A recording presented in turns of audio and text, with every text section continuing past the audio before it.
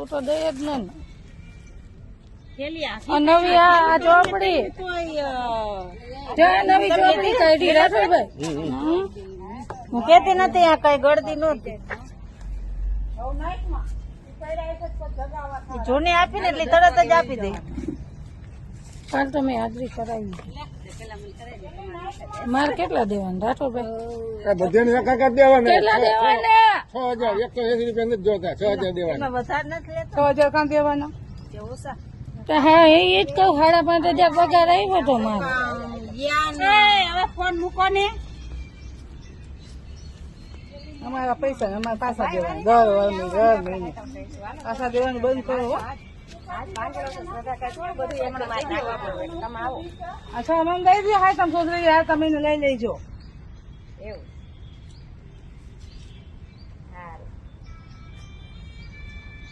કેટલા દેવાના એના કાંઈ નથી પૈસા કેટલા દેવાના આમ જો લીલા એને મેં કાલે ફોન કરીને કહી દીધું મેં કીધું 180 રૂપિયા હું કોઈની પાસે નથી લેવાનું ઉપરના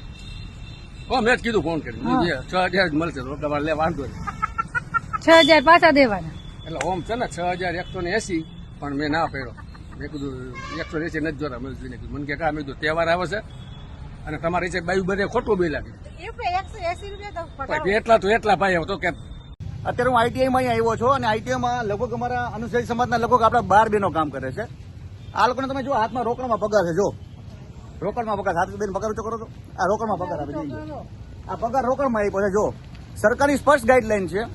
કે ખાતામાં પગાર નાખવાનો છતાં રોકડમાં પગાર કરે છે અને કોન્ટ્રાક્ટર જયારે આ બાબતે વાત કરવાનું કીધું તો ભાઈ ગયા અત્યારે કે ભાઈ તમે છે ને ઓફિસમાં વાત કરો કઈ છે ઓફિસમાં શું છે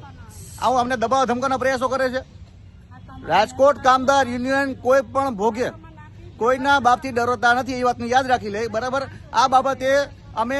હમણાં જે જીડીએસબી કૌભાંડ બહાર પડ્યું એમાં પણ એવું કીધું કે ખાતામાં પગાર નાખો પીએફ આપો એસી આપો બોનસ આપો એના મળતા હકો આપો આ બાબતે તમે જો આ બધા આઈટીના સફાઈ કામદારો છે બધાને રોકડમાં પગાર આપે છે અને ધમકાવે દબાવે છે કે કોઈ આવી સાચી વાત કરી તો અમે કામેથી કાઢીને મૂકશું બરાબર છે આ બાબતને રાજકોટ કામદારોને ક્યારે દબાવ ધમકાવ નથી અને ક્યારે કોઈ નમવાનું નથી